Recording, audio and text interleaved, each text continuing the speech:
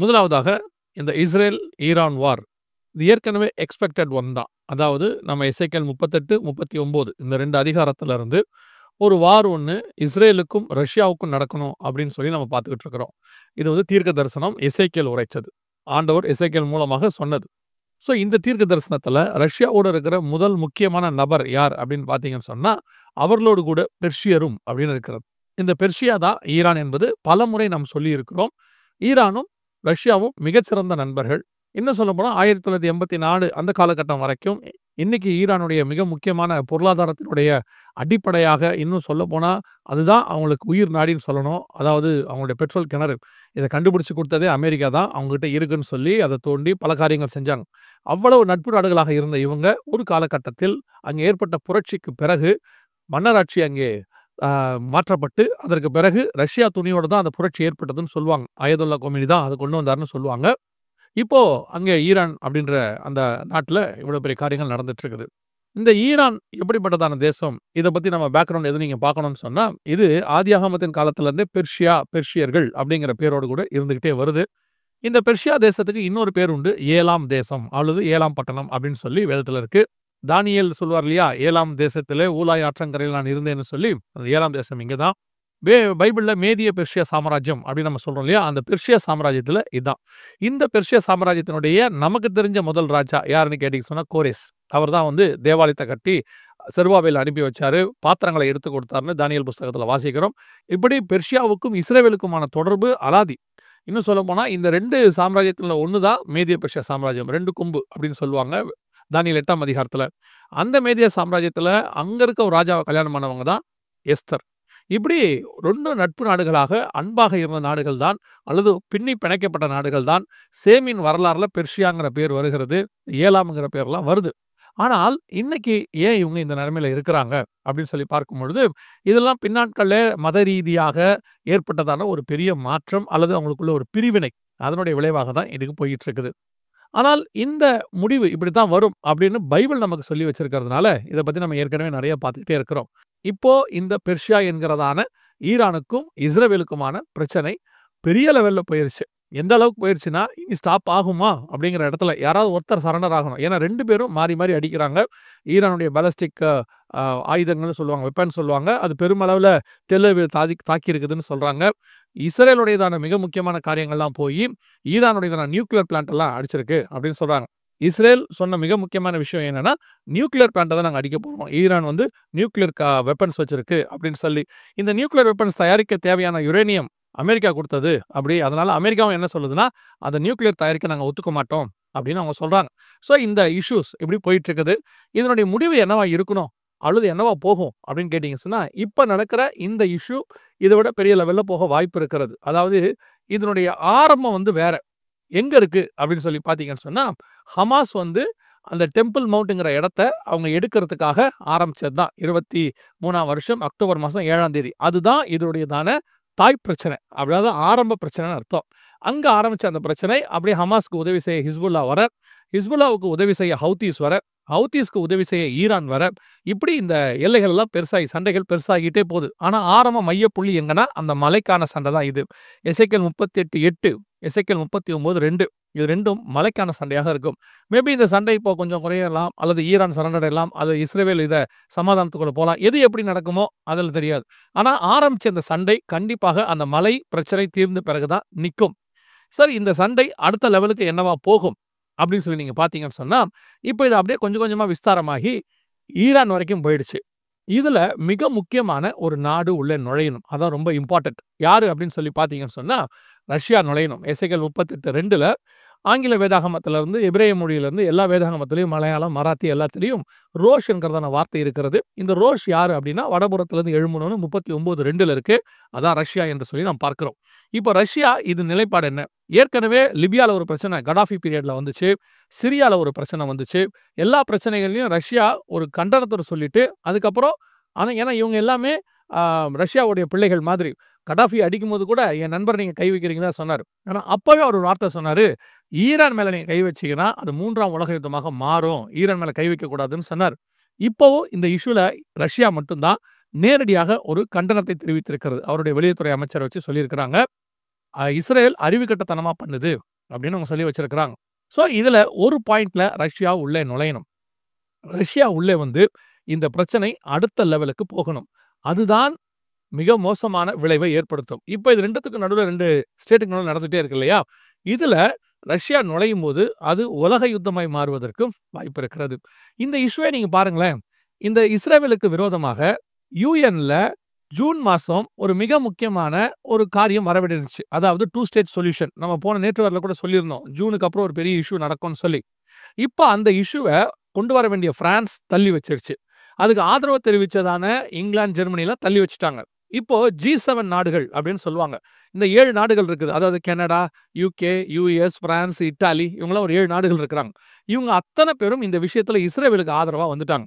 இன்னும் சொல்லப்போனா இஸ்ரேலுக்கு ஆதரவா மட்டும் இல்ல, இஸ்ரேலுக்கு இவங்க வந்துட்டு ஒரு பாதுகாப்பு அரணாக சுத்தி நிக்க தொடங்கிட்டாங்க. ஈரானுக்கும் ஆதரவு இல்லாம இல்ல. ஈரானுக்கும் கல்ஃப் கண்ட்ரீஸ்ல 1, 2 நாடுகள் ஆதரவு தெரிவிக்க ஆரம்பிச்சிருக்கு. இப்பதான் ரஷ்யா வந்து வெளியரங்கமாக ஆதரவு தெரிவிக்க ஆரம்பிச்சிருக்கு.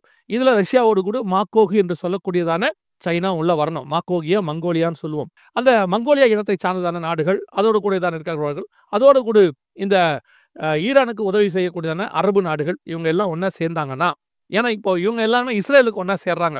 இது மையப்புள்ளியா எங்க போய் நிக்கும்? எப்போ இது அடுத்த லெவலுக்கு உடையுச்சு அல்லது பெரிய லெவல் ஆக்குறதுக்கு வாய்ப்பு இருக்கிறது அப்படின்னு கேட்டீங்கன்னா, இப்ப நல்லா கவனிச்சு பாருங்க. இந்த ஹமாஸ கை வச்சோனே ஹிஸ்புல்லா வந்துச்சு. ஹிஸ்புல்லாவ கை வச்சோனே ஹவுதீஸ் வந்தாங்க. ஹவுதீஸ கைய வச்சோனே ஈரான் வந்துச்சு. இது வந்து எதையோ ஒரு இடத்துல ட்ரிகர் ஆகி பெரிய லெவல்ல தான் போயிட்டே இருக்கு பாருங்களேன். ஸோ இப்படி போக, போக, போக இது அடுத்த ட்ரிகர் ஆகணும். ட்ரிகர் ஆனா தான் இதோட பெரிய லெவலுக்கு போகறதுக்கு முடியும். அது எங்க ட்ரிகர் ஆகும்னு கேட்டீங்கன்னா, இவங்க அத்தனை பேரையும் சென்சிட்டிவா ஒரு இடத்துல தான் கை வைப்பாங்க. எங்க அப்படின்னு கேட்டீங்கன்னா, டெம்பிள் மவுண்ட் என்று சொல்லக்கூடியதான அந்த தேவாலயம் இருந்த மலை. அந்த இடத்துல தான் இவங்க கை வைக்க போறாங்க. அந்த இடத்துல இப்போ நல்லா கவனிச்சு பாருங்க. அந்த தேவாலயம் இருந்த மலைக்கு மேல டெம்பிள் மவுண்ட்டுக்கு மேல ஏவுகணைகள் போக ஆரம்பிச்சிருச்சு. இப்போ ஃபுல்லாவே எருசலேம்ல ஏவுகணைகள் போக தொடங்கிருச்சு. இது எல்லாமே எங்க போகும்? ஒரு ஏவுகணை தவறி அதுல விழுந்தாலோ அல்லது ஏற்படக்கூடிய பூமி அதிர்ச்சி. ஏன்னா இப்ப இஸ்ரேல் போட்ட 2 குண்டுல 2.5 அளவுக்கு பூமி அதிர்ச்சிகள் ஏற்பட்டிருக்கிறது ஈரான்ல பல இடங்கள்ல. ஸோ அந்த மாரி போட்ட குண்டு வெடிக்கிற இடத்துல ஒரு பூமி அதிர்ச்சி, பெரிய அதிர்ச்சி உண்டாகும்னு எசேக்கியேல் 38:19 வாசிக்கிறோம். ஒரு பெரிய அதிர்ச்சியில அந்த வழிபாட்டு தலம் சேதப்பட்டாலோ, அந்த மலை அதிர்ந்தாலோ, அந்த இடம் அதுக்கப்புறம் இன்டர்நேஷனல் பிரச்சனையாக மாறிடும். அதுக்கப்புறம் இவங்க அத்தனை பேருமே 2ஆக பிரிவாங்க. எப்படி பிரிவாங்கன்னு கேட்டீங்கன்னா, வெஸ்டர்ன், ஈஸ்டர்ன்னு பிரிய மாட்டாங்க. மத ரீதியாக பிரிவாங்க. யூத எதிர்ப்பு அப்படின்னு பிரியும். பிரிய ஆரம்பிச்சு யூதர்களுக்கு ஆதரவான நாடுகள் அப்படின்னு போயிடும். யூதருக்கு எதிர்ப்பான நாடுகள் அப்படின்னு போயிடும். இப்போ இது ஆக தொடங்கியிருக்கு. நல்லா கவனிச்சு பார்த்தீங்கன்னா, ஈரானுக்கு ஆதரவாக பாகிஸ்தான் உள்ள இறங்கிருச்சு. இதெல்லாம் யூத எதிர்ப்பு நாடுகளா மாறிட்டே இருக்கு பாருங்களேன். இது அப்படியே மாறி இது முழுவதுமாக இப்போ அடுத்து சில காரியங்கள் இப்ப நாங்க எடுத்துக்கிட்டு இருக்கிற வரைக்கும் மிகப்பெரிய இஷ்யூ. இப்ப நாங்க சொல்லிக்கிட்டே இருக்கும்பொழுது பென்டகன்ல, ஒயிட் ஹவுஸ்ல இவங்க ட்ரம்ப் உட்கார்ந்து அவங்களுடைய கமிட்டி அந்த கேபினெட் மீட்டிங் நடக்குதுன்னு சொல்லி நியூஸ் வந்திருக்கு. அவங்க எல்லாம் இப்போ இஸ்ரேலுக்கு ஆதரவா இறங்கி அடிக்கிறதுக்கு அவங்க முடிவு பண்ணிட்டாங்க. இப்போ இந்த காரியத்துல அடுத்த நாடுகள் அரபு நாடுகளோ அல்லது ரஷ்யாவோ ஈரானுக்கு எதிராக இறங்குனா இந்த நாடுகள் எல்லாம் 2 பக்கம் நிக்கும். ஆனா ட்ரிகர் ஆகிறது என்னமோ அந்த பாயிண்ட்ல தான் ட்ரிகர் ஆகும். ஸோ நம் கண்களுக்கு முன்பாக எசேக்கியேல் 38, 39 இது 2ம் அப்படியே கண்ணுக்கு முன்னாடி நடக்கிற இடத்துக்கு நாம வந்துட்டோம். 2 வசனத்தை சொல்லி இந்த நேற்று வரையை நான் முடிக்க விரும்புகிறேன். என்ன 2 வசனம் கேட்டீங்கன்னா, இஸ்ரவேலுக்கான வசனம் என்ன அப்படின்னு கேட்டீங்கன்னா, சகரியா 12:6ல எருசலேம் திரும்பவும் தன் ஸ்தானமாக எருசலேமிலே குடியேற்றப்பட்டிருக்கும் அப்படின்னு சொல்ற இடத்துல 12:6ல யூதாவின் தலைவரை அப்படின்னு அந்த இடத்துல சொல்ற அந்நாளிலே யூதாவின் தலைவரை 2018ல எருசலேம் தலைநகராக அனௌன்ஸ் பண்ணப்பட்டது. அந்நாளில் இருந்த யூதாவின் தலைவர் யாரு அப்படின்னு கேட்டீங்கன்னா, பென்யமின் நெதன்யாகு. அவர் என்ன செய்வார்னு கேட்டீங்கன்னா, இடதுபுறமும் வலதுபுறமும் சுற்றில் இருக்கிற எல்லாரையும் பட்சிப்பார்கள்னு இருக்கு. கரெக்டா இந்த இடத்துல நீங்க கவனிச்சு பாருங்க. பென்யமின் நெதன்யாகு இப்ப எல்லா பக்கமும் அடிக்க தொடங்கி இருக்கிறார். ஒரு பக்கம் சிரியா, ஒரு பக்கம் காசா, ஒரு பக்கம் ஹிஸ்புல்லா, ஒரு பக்கம் ஹவுதீஸ், ஒரு பக்கம் ஈரான், எல்லா எதிரிகளையும் அட்ட ஸ்ட்ரெச்சில் அவர் சந்திச்சிட்டு இருக்கிறார். 12:6 எருசலேம் திரும்பவும் தன் ஸ்தானமாக எருசலேம்ல. இதுக்கு நடுவில் 2 ஸ்டேட் சொல்யூஷன், இதுக்கு நடுவில் அந்த மலை டெம்பிள் மவுண்ட், இதெல்லாம் தாண்டி என்ன ஆகும்னு கேட்டீங்கன்னா, அந்த ட்ரிகர் ஆகிறது டெம்பிள் மவுண்ட்ல ஆகும். முடிவு எப்படி இருக்கும்னு கேட்டீங்கன்னா, எருசலேம் திரும்பவும் அதே ஸ்தானத்துக்கு வந்து தலைநகராக அந்த பகுதி முழுவதும் அவர்கள் கைக்கு வரும். 3வது தேவாலயம் கட்டுவதற்கான எல்லா வாய்ப்புகளும் அவர்களுக்கு அமையும். இது எருசலேமை பத்தின தீர்க்க தரிசனம். அதே வேளையில ஈரானை குறித்தான தீர்க்க தரிசனம் என்ன சொல்லுகிறது அப்படின்னு சொல்லி நீங்க பார்த்தீங்கன்னா, எரேமியா 49:36ல வானத்தின் 4 திசைகளிலுமிருந்து 4 காற்றுகளை ஏலாமின் மேல் வரப்பண்ணி, அவர்களை அந்த எல்லா தேசங்களிலும் சிதறடிப்பேன்.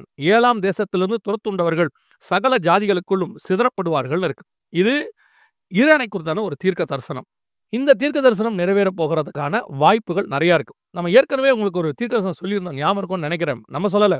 பைபிள்ல உள்ள ஏசாயா தீர்க்க தரிசன புஸ்தகத்துல இருந்து நம்ம அதை வாசிச்சிருந்தோம். அதாவது ஏசாயா 14:29-30ல முழு பெலிஸ்தியாவே, உன்னை அடித்த கோல் முறிதென்று அக்களிப்பாயிராதே. பாம்பின் வேரிலிருந்து கட்டி விரியன் தோன்றும். அதன் கனி பறக்கிற அக்கினி சர்வமாயிருக்கும். 30வது வசனம், தரித்திரரின் தலைப்பிள்ளைகள் திருப்தியாய் புசித்து எளியவர்கள் சுகமாய் படுத்திருப்பார்கள். உன் வேரை பஞ்சத்தினால் சாக பண்ணுவேன். உன்னில் மீதியானவர்கள் அவன் கொன்று போடுவான்.